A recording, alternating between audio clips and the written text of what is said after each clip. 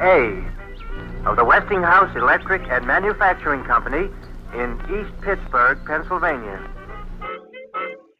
We shall now broadcast the election returns. We are receiving these returns by special arrangement with the Pittsburgh Post and Sun.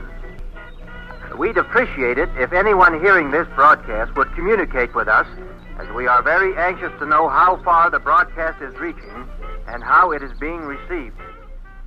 World News Today, brought to you by Continental Radio and Television Corporation, makers of Admiral Radio, America's smart set. By shortwave broadcast, direct from important overseas stations, as well as the leading news centers of our own country, CBS correspondents are waiting to bring you a complete report from the world's political and battlefronts.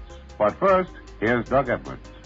Axis territory is reverberating to the burst of Allied bombs on this July 4th. American raiders are in action all the way from the Aleutians to the Dutch Celebes in the Pacific. Over Western Europe, Allied daylight raiders are continuing the offensive, thus celebrating the anniversary of the first American attack on Europe a year ago today. Nor is there any let-up in the Mediterranean. But now, for details on Pacific action, Admiral Radio takes you to CBS Washington, Lee White reporting.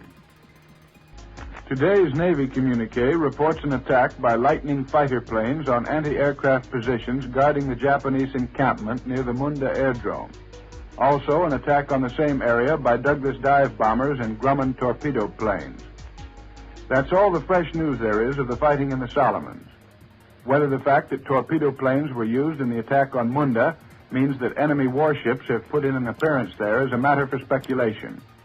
The torpedo planes may have accompanied the bombers only in the off chance that they might discover an enemy ship or two.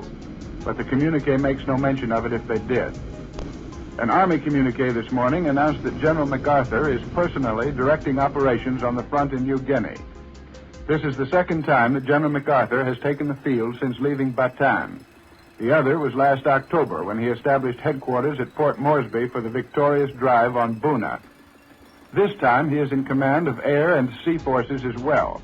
And in the last 2 days, Australia reports, the Japanese have sent more than 100 planes against our new positions on Rendova and New Georgia Islands. 11 have been shot down. This brings our total bag of enemy planes so far to 134. Our own losses total 25 planes, but the pilots of 12 have been saved.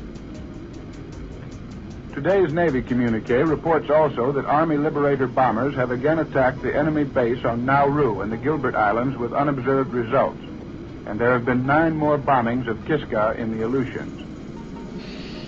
Here in Washington, we're celebrating the quiet American history. The only official observance today of the 167th anniversary of our independence will be a concert by the Marine Band and a speech by Admiral Woodward at the Washington Monument this evening.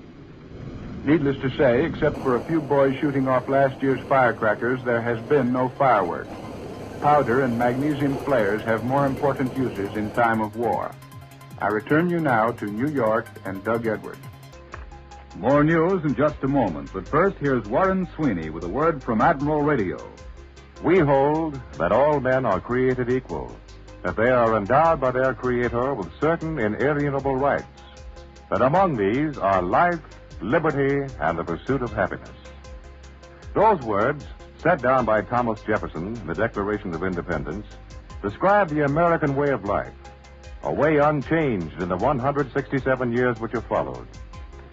When Admiral Radio's World News Today brings you first-hand reports from our far-flung battlefront, when your butcher tears precious stamps out of your ration book, when most luxuries and even some necessities have disappeared from the market because industry is busy supplying equipment to the armed forces, then you have evidence America is a